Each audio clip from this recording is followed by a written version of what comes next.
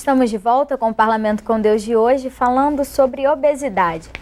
Doutora Sueli, no bloco anterior, a gente estava falando também sobre prevenção, né, desse tipo de epidemia, que agora já é uma epidemia, e isso precisa partir também dos governos para conscientizar as pessoas que hoje fazem pouquíssimo exercício, comem muitos alimentos, né, com excesso de calorias. Como é que o senhor vê esse comportamento da sociedade atual e o que precisa ser feito para que as pessoas se conscientizem dos males da obesidade? A gente tem algumas coisas muito positivas acontecendo, apesar de incipientes, muito positivas. A gente vê uma estrutura governamental, mesmo que de forma, de novo, pequena, mas colocando pequenas academias nas praças públicas. Isso é muito positivo. A gente já percebe o governo preocupado na merenda escolar. Isso é muito positivo.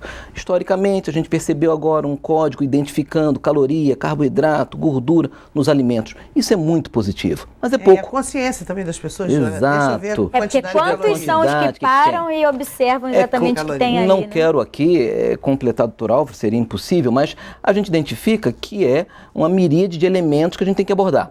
A atividade física, como o governo está fazendo, de forma incipiente, deveria ser mais, deveria ser infinitamente maior, mas já é um primeiro passo, essa coisa do controle da dieta. E aí resta saber por onde que também passa. Será que deveria haver um controle regulamentador desse apelo tão importante que nós temos da comida na propaganda? Olha que área perigosa, né? Restringir propaganda, isso é uma coisa muito perigosa. Que a gente não vê propaganda de alface. Isso é uma coisa muito perigosa. Fruta, de nada, né? Mamãe, eu quero brócolis. É verdade. A gente não pode dizer que não existe. É verdade. Além disso, a gente tem aí alguns exemplos a serem seguidos, que eu não sei bem qual o melhor. No bloco anterior eu falei aí do povo do Mediterrâneo, que são longevos, que são saudáveis, alguma coisa em Loma Linda, nos Estados Unidos, basicamente associado ao povo adventista, os Quaker também, parece que eles são extremamente saudáveis.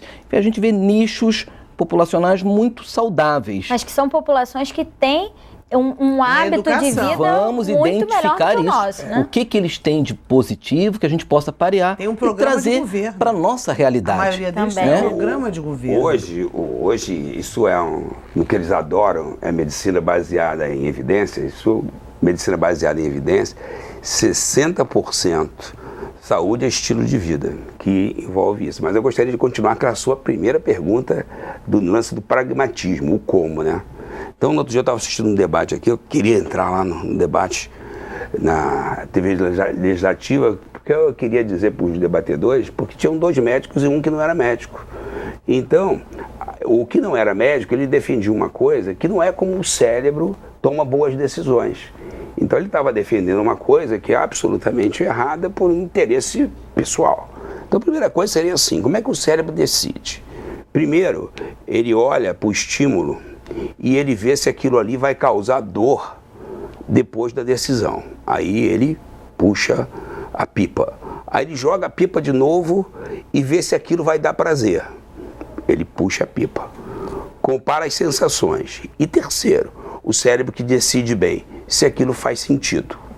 Então, se eu chamar você para comer camarão radioativo lá na minha casa, você vai dizer assim, pô, não vou não, Álvaro. Eu falei, mas eu te dou um iodo que melhora. Se eu te dar um iodo, melhora. Então, o que acontece? O governo já está preocupado com o agrotóxico. O agrotóxico, o pesticida, os conservantes, derivados de petróleo que fazem plástico, tudo isso tem uma estrutura, tem uma química parecida com o hormônio feminino. Então, tanto homem e mulher, não tem jeito, não tem como viver sem poluição. A gente está absorvendo essa poluição. Então, a primeira coisa, baseado no fugir da dor, buscar prazer e faz sentido, nem vou a esse ponto de qual é a melhor dieta, é comer menos. Hoje, daqui para frente, as escolas precisam ensinar que se você quiser ter saúde, se você quiser ficar em pé, não quiser ficar deitado esperando, você tem que comer menos. E hoje existem coisas que vão ser chamadas de suplementos nutricionais, que eles são justamente sem os poluentes, para nutrir o organismo, como se fosse uma comidinha de astronauta, para você comer menos. Agora, isso tem que começar a ser ensinado. Eu espero estar vivo aqui para ver o governo ensinando isso.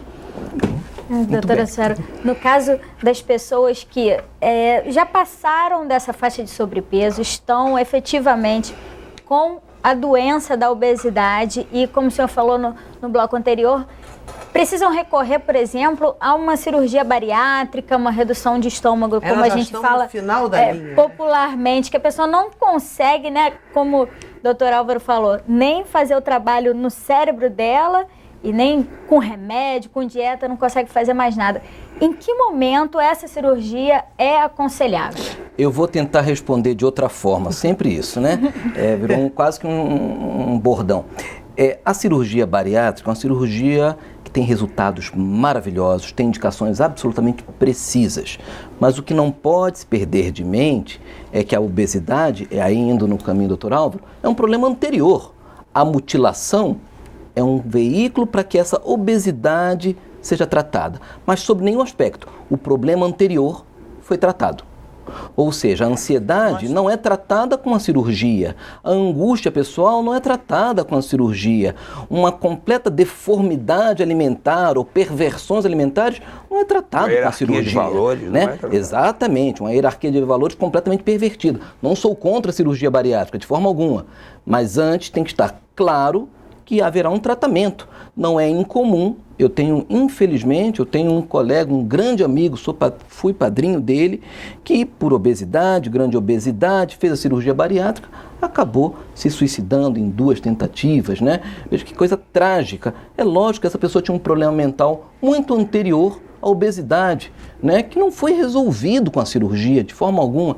E a gente vê alguns exemplos assim. Volto a dizer, não sou contra a cirurgia, de forma alguma. Não, a cirurgia é uma solução. Ela é uma opção, não diria uma solução, ela é uma opção. Mas antes tem que estar claro para a pessoa que o problema dela, a obesidade, é a consequência de um problema muito anterior. E ela precisa fazer um acompanhamento psicológico importante, né, nesse caso. Com certeza, mas eu acrescento.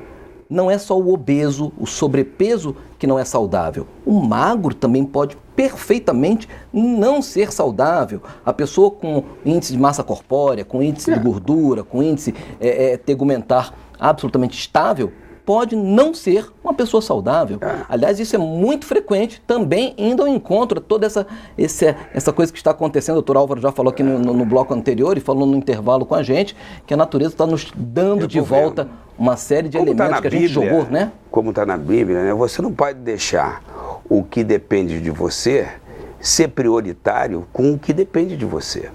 Então você não vai esperar chegar a uma cirurgia bariátrica que não vai depender de você. Você vai fortalecer as suas pernas, você vai fazer uma alimentação diferente, você vai ouvir a nutricionista do posto de saúde, você vai ouvir a nutricionista do hospital, você vai ouvir um bom programa de televisão, você vai tomar decisões com mais qualidade. O que eu estava falando do inseticida e dos pesticidas é que isso interfere no cérebro. Então as decisões, elas ficam ruins. As pessoas, quando descobriram que o cigarro dava tanto câncer, que fazia mal, eles começaram a mudar a propaganda, mudar o estilo de vida. Todo filme nós vimos gente fumando. Hoje as coisas foram sendo modificadas. Por quê? Porque você chega a uma conclusão que tratar um câncer de pulmão, câncer de faringe, de boca, todos é muito mais caro do que você fazer uma propaganda em função de uma vida saudável. Então essa vida saudável passa também pela essa alimentação. Então, programas de governo que começassem desde cedo a ensinar as crianças uma alimentação saudável. O colégio onde a minha netinha estuda, não pode biscoito, não pode bala, só pode fruta. Fruta, suco, pode um pão. Então, eu acho que é isso aí. Ela já vai crescendo, aprendendo que o lanchezinho das 10 horas é uma fruta, é uma gelatina, é um suco. Não pode ser uma coxinha cheia de gordura, nem uma pizza. Não pode ser coxinha, não pode ser hambúrguer, não pode ser pizza. Então, eu digo que é uma educação. A criança vai crescendo com esse hábito. Tem coisas sim, poderia botar assim... Legumes, né? Todas as escolas do município e todas as escolas do estado, botar assim no mural durante 30 dias, assim... Desejar, aí botava desejar, setinha. Querer, aí botava outra setinha. Fazer e refazer quantas vezes for, fazer e refazer, né, até ter. Porque o que está acontecendo é que a pessoa quer o ter sem o ser, sem o fazer. Isso é cultural. E Deus criou um corpo tão bem feito, né? Isso não dá satisfação. Deus criou um corpo tão perfeito, isso não dá satisfação. É verdade. Eu só tenho que acrescentar que o nosso corpo é templo do Espírito Santo. Se eu não cuido dele e se essa inflamação toda acontece, isso com certeza não estou tratando bem daquele que me trata tão bem. Eu não estou tratando bem do Espírito Santo de Deus que habita em mim. Chega a ser um pecado eu não cuidar do meu corpo, eu não cuidar de mim. Eu tenho certeza que Deus, quando me fez como obra perfeita, como filho dele que sou, não tem nenhum contentamento no meu desleixo com o meu corpo, com minha saúde, com o meu preventivo, se for mulher, com o meu toque retal, homem. Ele não tem nenhum prazer nisso. Eu tenho certeza que provavelmente Deus fica um pouquinho chateado quando nós não cuidamos do nosso corpo. Então é importante essa prevenção, né? A prevenção de você estar se cuidando, sempre estar pensando, não pode comer isso, não devo comer aquilo. O adulto, tudo bem, mas se você educar a criança pequena, o que ela deve comer, como ela deve se alimentar, que brócolis é gostoso, couve-flor é gostoso, né? Como vagem é gostoso.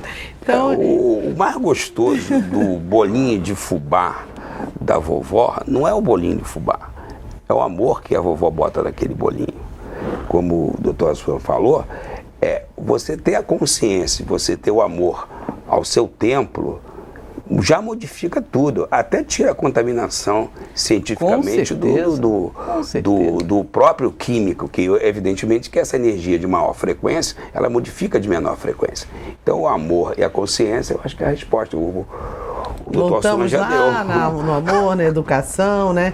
Que é o princípio de todas as coisas, né? No cuidado com o templo do Espírito Santo de Deus. Eu acho que esse que é o cuidado que a gente tem. Deus nos criou tão perfeitos, né? Nos criou em absoluta perfeição. E a harmonia com a natureza, né? Apesar de médico, doutor Álvaro, sou um criacionista, eu tenho convicção plena na criação. Eu fui criado. E como criatura perfeita, eu tenho que cuidar desse templo que me foi dado. Com certeza. Bom, gente, infelizmente nosso programa está acabando. Queria agradecer mais uma vez, doutora Sueli, obrigado por ter vindo. Doutor Álvaro, mais uma vez, obrigado. Desculpa a intensidade, mas o doutor me equilibra. É porque esse tema é sempre intenso, não tem jeito. É emoção.